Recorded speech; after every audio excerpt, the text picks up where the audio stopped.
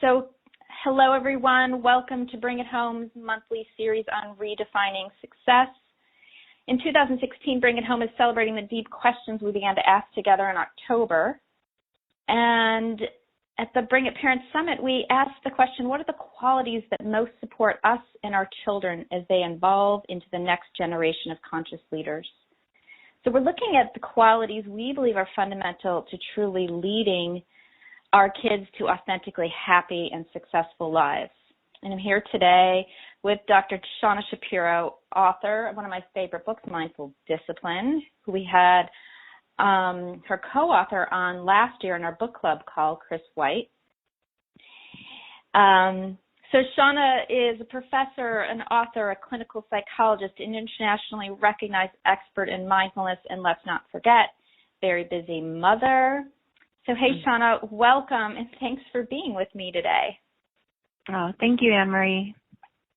So Shauna and I are going to chat for a few minutes about courage today, and ways that we as parents and educators can begin to cultivate it in our lives first, right, because we always start with self first, and then in the lives of the children we're influencing. So I believe that cultivating the ability to be courageous is a key trait that's necessary for our children as they evolve and grow into adulthood and leadership and authentic success. And so I'm really excited to dig in and explore, not only what is courage, but how can we cultivate it? How can we actually bring it into our lives? So I thought it would be great to start, Shauna, if you could just define, how do you define courage? Yeah, so courage is actually such a beautiful word. It comes from the Latin root of heart. Mm-hmm. And, the kind of classic definition of courage is doing something anyway, even if you're afraid, if it's in alignment with your deepest values. And so it has a lot of different qualities that I think mindfulness is kind of exquisitely,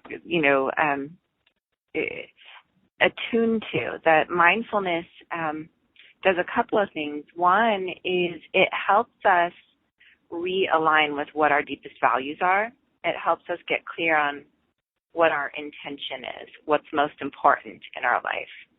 And that's important for courage, because courage isn't just kind of these fearless acts where you go and do things that everyone else says, oh my God, that's so dangerous. That really isn't courage. Courage is about standing in your truth. And even if you're afraid, and even if others disapprove, staying connected to your heart. I love that. I love this idea of standing in your truth, right? That courage isn't about necessarily just doing things that you're afraid of, but doing things that you really believe in and that, exactly. that are aligned with your deepest value, just like you said. And there can be a disconnect in the world out there about what courage really is. Absolutely. Right. And so I think that's the first step, is really redefining or reexamining our understanding of courage, that it has to do, that Latin root of heart, there's a reason that it's there, and it has to do with, is this aligned with my heart? Is this the direction I want to be heading? Yeah.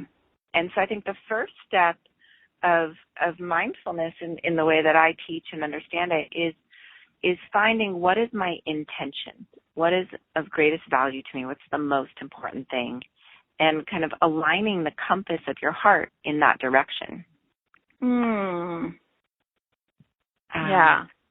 And then the other piece of mindfulness that I think is really congruent with cultivating courage is that mindfulness helps us work with fear in a very different way than most of us have been taught. So usually when we're afraid of something, someone will say, buck up and just be tough. Or when we're afraid of something, we suppress or repress it and pretend we're not. Mm-hmm. And what mindfulness teaches is how to actually see our fear, our anxiety, our terror, to see it clearly, and then to hold it with this incredible compassion and kindness and acceptance, that we say, oh, wow, sweetheart, you're afraid. not that you want to be afraid, but you just are. That's what's happening right now. And I'm here with you. I'm holding it. And we can say this to our children, of course, but how I'm speaking about it right now is we say this to ourselves, that our own mindful awareness is kind of like parental arms that are taking care of us. And so in some ways, mindfulness is like reparenting ourselves. Mm-hmm. And holding ourselves with that awareness and with that compassion and that acceptance that maybe some of us didn't get as children. Yes, it's so important for us to be able to parent ourselves, don't you think? Absolutely. Especially as a parent in the face of our kids' demanding needs all the time and the outside world demands of them and us, for us to be able to be in a space often when we haven't been modeled that, right? So many of us have not been modeled, compassion and acceptance and kindness of self. Right. So I love that you're talking about it in this way, because I think the thing that I've learned the most from bringing mindfulness into my life is this idea of starting with self, and that I cannot teach my children anything unless I know how to do it for myself first. Absolutely. So I know that I'm always faced, and I'm sure you are. How old is your son? He's 10. Yeah, so it's about this time where I wrote a blog post this week about, some of the ways I faced courage as a parent in my life, and I can see how it started. I mean, from the day I decided to have a child, right? This is like a courageous path to take to bring these people. Right. I don't think people actually realize how courageous it is. I don't think so. I don't even know if I'd call it courageous from the beginning, because I don't think we actually knew that we should have been so terrified. That's exactly right. And then we do it again and again. Some of us do it over and over and over again. That is what I call true courage, is people with multiple children. Or just, real lack of awareness. No, I'm kidding, but no. I think what you're saying about this learning to hold yourself with your kind awareness and learning how to cultivate courage in yourself first is how we teach our children. And, there's kind of the beautiful metaphor from the body, which is that the heart pumps blood to itself first before pumping blood out to the rest of the body. And if it didn't, the heart would die and then the rest of the body would die. Wow, and so I think as parents, we need to learn that actually soothing ourselves, taking care of ourselves, getting ourselves really grounded and anchored first isn't kind of a luxury. It's a necessity to really be able to show up for our children in the way that we want to. Yes. And just by our essence, just by being, let's say in this case, courageous,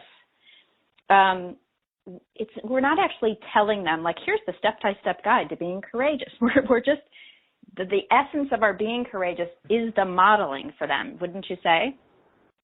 Absolutely. I think that is how children learn, is through, modeling. I mean, Al Bandura did all the studies at Stanford so long ago, and that is kind of the foundation of learning, is modeling. And I think there are ways to help your child cultivate it that are also more tangible and practical. For instance, just working with your child on what do they care about, what are their values, and what's important to them on big and little issues, is a first step. I think the way that we strengthen different aspects is by practicing them. I mean, we know with neuroplasticity that our repeated experiences shape our brain, and especially with children. And so learning to practice just listening for what we value, listening to what our intentions are, listening to what's important for the small choices that we have each day, and then the bigger choices, right? You can't decide, right, what college you want to go to and what's most important to you if you haven't been practicing that for years and years. What sport do you want to play, and who do you want to be friends with and what choices do you want to make? And so I think part of cultivating courage is one, just finding what your values are, and parents can certainly help with that. And then I think the second piece is not only modeling, but also talking to our children about how to relate to emotions. Mm-hmm. And in this case, especially fear or, going against, maybe bullying or standing up for your values even when others disagree. Those are all courageous acts. And I think teaching children that it's okay to be afraid and that fear is not necessarily a bad thing, or it doesn't necessarily mean that you run the other way. What fear means is let's slow down and look carefully what's most needed right now. Yeah. I'm really excited about this idea of teaching our children to stand for their truth, because what I see, for instance, you mentioned the college thing, like kids can't choose the right college if they don't know what they value. And I have a 17-year-old son right now, and so we're just on those beginning, paths to exploring this next step in life. And I can see how so much of what he's taking in and how he's deciding and how he's thinking about this next step is about what the outside world is telling him. Right. And so I think this idea of starting from a really early age of helping our kids practice understanding what their truth is right. core to parenting. And again, I don't think it's something we were taught, many of us. Right. And I think it's very simple. It doesn't have to be very big, esoteric, spiritual decisions of do you believe in God and what do you value? I mean, I remember one of my teachers, someone asked him, they said, how do you make good decisions? How do you make wise choices in your life? And he said, practice. Mm-hmm. And then they said, well, how do you get practice? And he said, every day I listen. And if it feels good and right in my body, I do it. And if it doesn't, I don't. And so I've been cultivating this listening skill, right? What do I want to eat for breakfast? And how much do I want to exercise today? And how much time do I want to spend, listening to music versus, doing homework or whatever it is. You're listening all the time, and those moments when something is just like a yes. Mm-hmm. I do this a lot with my students where sometimes there's just something that we learn where I can see their faces light up and they're like, yes, this makes sense. This is this feels right. Mm-hmm. I always pause in those moments and I say, I want you to feel how this feels in your body. Yes. This is what you want to be listening for. This is your yes. Yep. And so as you go through your life, ask yourself, how does it feel? And, it's not always so clear. It's not always a strong yes or a strong no, but you start to feel it in your body. And then our children know how to listen. So when it comes time to decide if I'm going to drink or if I'm going to, be friends with this group or this group, or if I'm going to, what major I want to do or what I want to do with my life, that they know how to listen. Yes, knowing how to listen to your what I call a full body yes. Exactly. Every cell in my body is saying yes to this. And I think you're right. That's about being able to be tuned in and listening to yourself. And to me, that's the fundamental thing, that if we could all teach our children that, the world would be a much different place. It would be a much, much different place. Absolutely. Because, right, there's no one who's actually conscious who would really hurt someone else. There's no one who gets a full body yes for harming other people. And I think part of our role as parents is just helping to keep our children awake, to not let them fall asleep to kind of this automatic pilot mode of being where we get unconscious. Yeah. And I love the full body yes. I love that term. I'm going to use that. And I think once our children know what that feels like and that it's okay to have your full body yes be something different than someone else's. Yeah. There's a foundation for much more courageous acts in the world. Yeah, it's so courageous to stand in your full body yes, and especially when it's different. And it's if you look at it as our kids grow and evolve, when they're 3 and 4, it's really easy to be in your full body yes, because they don't really care about anyone else. And then when you get into middle school, it's kind of like, well, does my yes align with their yes? And then you get into high school. So it's all these different phases of your life where you're practicing, am I brave enough to continually stand in my yes or in my truth? And, you remind me of a time early on in parenting when I was a new parent and my son was about 4 and my daughter was about 2, and he was being a nasty big brother and, I don't know, took a toy from her, made her cry or something. And I remember, I used to parent extrinsically, and what I mean by that is I would, punish and say that was bad or whatever. Right. And I got some click at some point, and I'm like, that's actually not going to motivate him at all to shift his behavior. And I remember sitting there looking at him, and I said, look at your sister's face.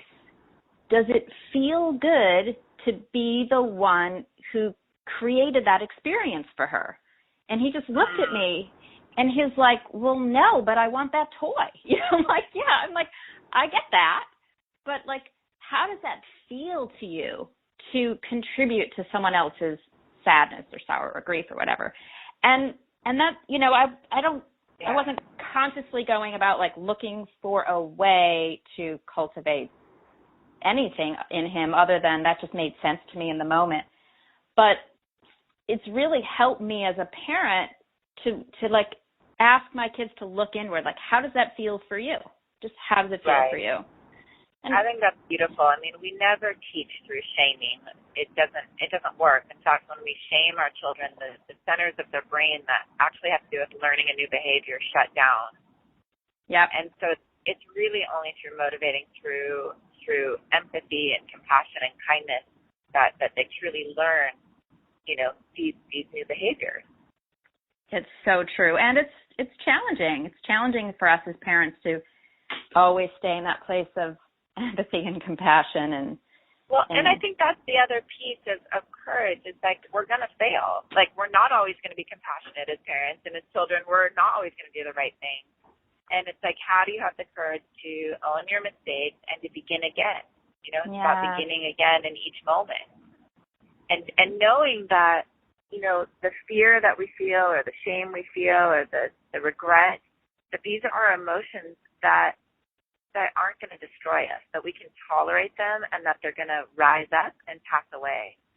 And so I think the other piece of cultivating courage, besides getting aligned with your values, is learning how to be with difficult emotions and to understand that they're, first of all, impermanent. And second of all, they're natural, and you can relate to them in a open, curious, kind way. That you don't need to be afraid, and you don't need to try to manage them. You can just be with them. Yes, it is so courageous to be with the difficult emotions and really be with them. It is. It really is. It's terrifying in there. I mean, that's why I say mindfulness and meditation is one of the most courageous practices you can take on, because when you really, when you really commit to being fully with all of your experience, it takes courage. It takes a lot of heart. Yes, a lot of heart. And it's dark and scary in there, and we're experts at avoiding all that. Right. And that's why the compassion piece is so important, because if you go inside and you do it in a judgmental way, it's just too scary. It's just too scary. You don't want to see these parts of yourself. You don't want to see these parts of people you love. You don't want to see these parts of life. And so I think having this real kind of deep trust and compassion is what allows people to see what their truth is and then stand in it. In some ways, it sounds so simple when we sit here and talk about it. Like, yes, all we need is some compassion, empathy, and courage, and we got this. Simple but not easy, right? Simple but not easy. So can you think of a time when you were courageous as a parent and what you learned from it? Yeah, actually, as we were talking, I was like, I wonder, what story I can think of. And what came to mind is actually a pretty intense story for me, but a couple of years ago, Jackson had some stomach pain and was kind of complaining a bit, so he stayed home from school and I stayed home from work, but he seemed relatively fine, and he actually ate lunch that day, and he just kind of lay around in bed. But by evening, he got a really terrible fever and was really complaining and just was not himself. So I took him to the emergency room, and the doctor poked him in the stomach, and Jackson screamed. And the doctor looked at me and he said, he has appendicitis, and it might have burst. Where have you been all day? Oh, my God. And they took him in to test him, and it had ruptured, and he was completely septic, and the doctor said we need to do emergency surgery. And again, he gave me this look of like, where have you been? And so I'm driving into surgery with my son because they let me stay until they gave him the anesthesia, and I was just in the most pain and the most fear and the most self-judgment. Like, how could I have missed this? I can't believe we've been sitting at home all day. What have I done? Mm-hmm. And there's this moment where I remember seeing the anesthesiologist getting ready to put the mask on my son's face. And all of a sudden I realized I wasn't even being present with him. I was so lost in my shame, my self-judgment, and my idea of what it meant to be a good mother. And there's a moment where I just stopped beating myself up, stopped resisting what was actually happening, and allowed and accepted this is what's happening, and actually was able to be with my son and to look him in the eyes and say, I'm here, you're going to be okay, I'm going to be right with you. And it was this moment where I really saw that I had a choice, and I could have like continued with the self-judgment and the, how did this happen? But what really was needed and what took a lot of courage on my part was to actually be in the pain with my son and to actually just face what was happening and almost like relax into it. Like, all I can do now is tell him I love him and show up as best I can. Right. Be here now. Yeah. And, to thank God the surgery went well, and we spent a week in the hospital on IV antibiotics, and I had to practice courage over and over and over again, and compassion over and over again. And so did he. I mean, to see his courage during that time and to really, when everything just gets stripped away. And I was so touched and so proud of him because it was an incredibly challenging experience.